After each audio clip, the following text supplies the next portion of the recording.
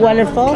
Now, I know that you're up tomorrow for the R&B category. That's right, yeah. And they've also recently made changes where they cut a lot of the category. What are your thoughts on that? Yeah, I heard about this quite recently. I mean, when I first was nominated for a Grammy, I was really amazed at the amount of categories, and I thought it was great because it's a recognition of all recorded music and recorded sound as well. So there were categories at that time for spoken word music. I think Bill Clinton was nominated the same year I was nominated for a spoken word piece that he had done. So I think that's a really good thing, and I'm not sure of which categories have been cut, but I think it's good for the Grammys to have as broad a recognition of music as possible. You know, I think that's one of the really great things about this country, that you can sit in a room of successful musicians and one person goes up and they're a rapper, and another person goes up and they're a country artist that's like 75 years old, and another person goes up and, you know, they represent so many different communities, but the audience is united in sort of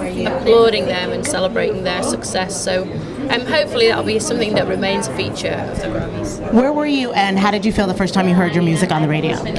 I was in a hotel room. I turned on the TV, and it was one of those hotels where the radio comes through the TV, and my song came on, and I thought that somehow my CD player had got like hooked up to the stereo or something. Yeah, it was totally mind blowing. And then it was after a Lauryn Hill track.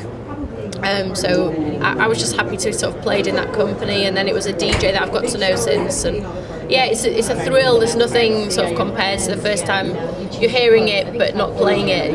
You haven't initiated it, but it's the idea that you've recorded something and it's going out in the world is a big thrill of being a recording artist. Who do you love in a genre that's completely opposite of yours that we would never expect you to be a fan of?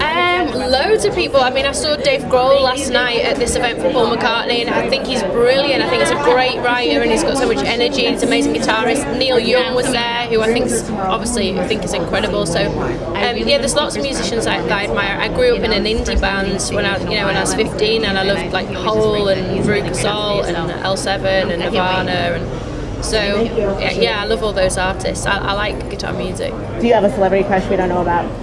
Celebrity crush. I mean, all mine are people that are no longer here, like Marvin Gaye. I think is just gorgeous. They're all gone, so right. No chance. Tell us one thing about you that nobody knows.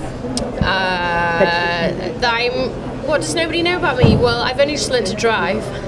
So that was quite recent. Yeah, before then I couldn't drive. So I don't know if I'd ever drive in Hollywood. It looks kind of scary, but that's probably the only thing. Okay. Thank you so much. Thank you. All right. Oh, can we get up and down shot of it? And can you tell me who you're wearing? Yeah, sure. And who are you wearing? Louis Vuitton and Paul Smith shoes. Thank you. Thanks.